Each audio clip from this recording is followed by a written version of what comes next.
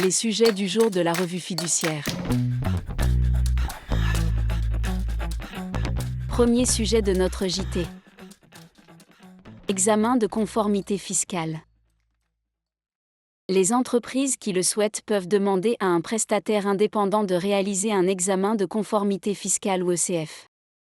Cet examen, qui vise à leur assurer une plus grande sécurité juridique, consiste à examiner une dizaine de points selon un cahier des charges préétabli.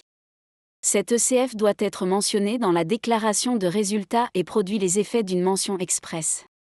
Aucun intérêt de retard ne peut être infligé à une entreprise ayant respecté les recommandations de son tiers certificateur si l'administration fiscale remet en cause la position de ce dernier. Pour améliorer l'attractivité de cet ECF, un sénateur a demandé si la prescription fiscale ne pourrait pas être accordée sur les dépenses et charges de l'entreprise qui s'est soumise à un ECF. Le ministre de l'Économie lui a répondu que cela n'était pas envisagé. Deuxième sujet de notre JT. Pas de sanctions pécuniaires des salariés. Le personnel navigant commercial d'une compagnie aérienne se voyait interdire l'accès à une journée de formation obligatoire s'il arrivait avec 10 minutes de retard ou une documentation incomplète ou pas à jour. Cette mesure était associée à une retenue sur salaire au motif que le salarié n'avait pas exécuté la prestation de travail convenue, à savoir suivre la formation obligatoire. Pour les juges, les conditions imposées par l'employeur n'étaient pas justifiées par un objectif légitime. Il s'agissait donc d'une sanction pécuniaire, ce qui est interdit. Troisième sujet de notre JT. Un vote contraire à l'intérêt social n'est pas forcément abusif.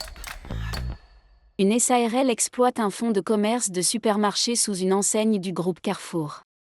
Son capital est détenu à 74% par des époux cogérants et à 26% par une société sous-filiale du groupe Carrefour. Elle signe, pour 7 ans, avec des filiales de ce même groupe, un contrat d'approvisionnement et un contrat de franchise. Mais, 6 ans plus tard, les cogérants de la SARL dénoncent ces contrats afin qu'ils ne soient pas renouvelés. Une assemblée de la SARL est réunie pour tirer les conséquences de cette rupture en modifiant l'objet social afin d'y retirer la référence à l'enseigne. L'associé minoritaire vote contre, estimant notamment que les gérants ont empiété sur les pouvoirs de l'Assemblée générale en dénonçant les 2 contrats. Les cogérants demandent, alors, la désignation judiciaire d'un mandataire ad hoc chargé de voter en son nom.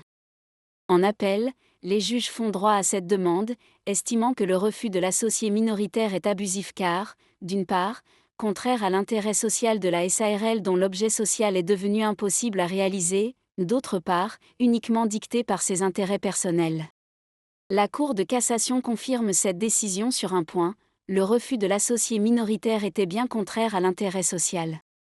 Toutefois, il ne pouvait être considéré comme abusif car rien n'excluait qu'il soit motivé par autre chose que ses seuls intérêts personnels, en l'occurrence, par sa volonté de ne pas ratifier un empiétement des gérants sur les pouvoirs de l'Assemblée générale, contraire à la loi.